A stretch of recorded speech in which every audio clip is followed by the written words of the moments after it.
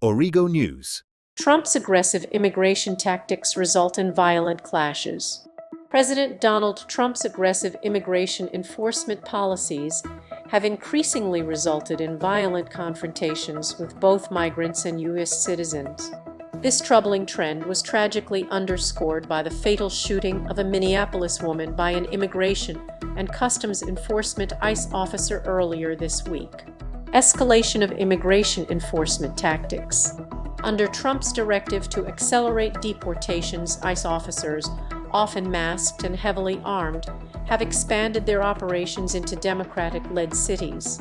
These operations have included the use of tear gas on residential streets, violent arrests in public areas like parking lots, and confrontations with bystanders attempting to document the actions. One particularly disturbing incident occurred last month in Minneapolis, where an ICE officer dragged a woman through a snow-covered street. The city's police chief condemned this act as a blatant violation of human dignity. These high-profile confrontations have become more frequent as ICE has been under pressure to quickly recruit and train thousands of new officers. This shift represents a significant departure from previous, more targeted approaches to immigration enforcement. According to both current and former immigration officials, the White House demanded a dramatic increase in arrests in late May, prompting a shift toward large-scale sweeps rather than focusing on individuals with serious criminal records. This new approach has met with intense public resistance, occasionally resulting in tense and violent standoffs. High-risk operations and public backlash. Scott Schuchart, a former ICE official who served under the Biden administration, stated, "It's this high-visibility, high-footprint, high-contact form of operation that invites danger." Since the policy shift, ICE officers have faced increasing public opposition, which has sometimes led to violent encounters. Some federal officers, including the one involved in the Minneapolis shooting, have defended their actions, claiming they were acting in self-defense. The incident in Minneapolis involved ICE officer Jonathan Ross, who fired the first of 3 shots as the vehicle driven by Renee Good, a 37-year-old mother of 3, passed him. According to an analysis of available footage, the officer's actions remain a subject of intense debate. After the incident, Vice President J.D. Vance and Homeland Security Secretary Kristi Noem defended the officer, asserting that Good had attempted to ram the officer with her vehicle. Noem even labeled the incident as an act of domestic terrorism. White House defends ICE's actions. In response to media inquiries, White House spokeswoman Abigail Jackson accused Democrats and certain news outlets of fueling public resentment against ICE officers. The Democrats' lies have directly fueled their supporters to harass and impede law enforcement, which causes tensions and endangers officers, Jackson said. While some have defended the ICE officer involved, others, including former ICE officials, argue that the increase in confrontational tactics is putting officers and civilians at greater risk. They claim that these policies are further inflaming tensions, particularly in cities that have refused to cooperate with federal immigration enforcement. Concerns over ICE's expanding workforce. The administration is preparing to allocate tens of billions of taxpayer dollars to increase the number of ICE officers and intensify its immigration operations. This includes hiring an additional 12,000 officers on top of the existing force of 10,000. However, some critics question the speed and quality of the hiring process, expressing concerns that this rapid expansion could lead to a less qualified workforce. In addition to the recruitment drive, new training measures have been introduced, including a significant reduction in the duration of training programs. Previously, new recruits underwent 5 months of training, but under the Trump administration, this has been shortened to just 2 months.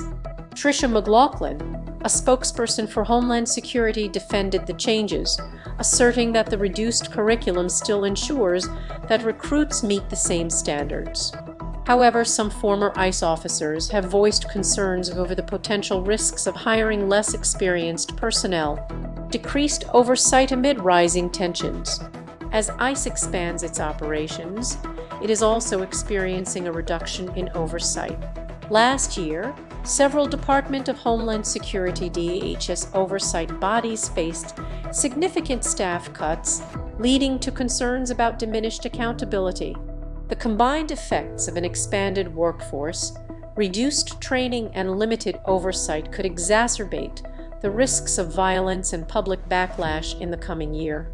Rise in shootings by immigration officers. Since June, federal immigration officers have been involved in 16 shooting incidents, according to The Trace, a nonprofit news outlet that tracks gun violence. Some of these shootings have occurred after ICE officers claimed to be under threat from vehicles being used as weapons, although video evidence and judicial reviews have called these claims into question. These incidents have raised further alarm about the increasing frequency of violent confrontations between ICE officers and civilians. One such case involved the fatal shooting of a Mexican father of two in Chicago, as well as incidents involving a TikTok streamer in Los Angeles and a U.S. citizen in Chicago. While some former ICE officials suggest that the officers involved in these shootings may have acted within the bounds of protocol, they agree that a thorough investigation is necessary to determine the full context of these events. Impact: Supreme Court ruling on immigration enforcement. In September, the U.S. Supreme Court ruled that the Trump administration could stop individuals in U.S. cities based on reasonable suspicion of violating immigration laws, a decision which has been heavily criticized by opponents.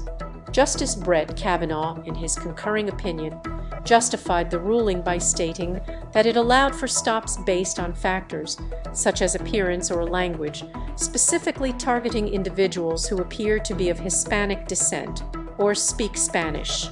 This ruling has been seen as exacerbating tensions between ICE officers and immigrant communities, further inflaming the already contentious environment surrounding immigration enforcement. Rising concerns over officer safety and public trust.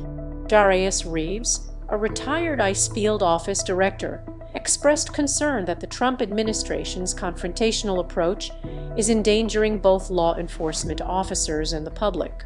"This is not going to go well," he said, emphasizing that ICE should avoid flooding neighborhoods with high-profile operations that antagonize local residents.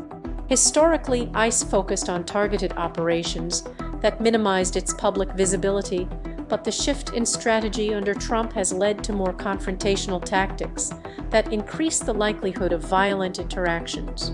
As ICE prepares to ramp up its operations, the changes to immigration enforcement, combined with reduced oversight and concerns about the quality of new recruits, suggest that the situation may continue to deteriorate unless significant reforms are made.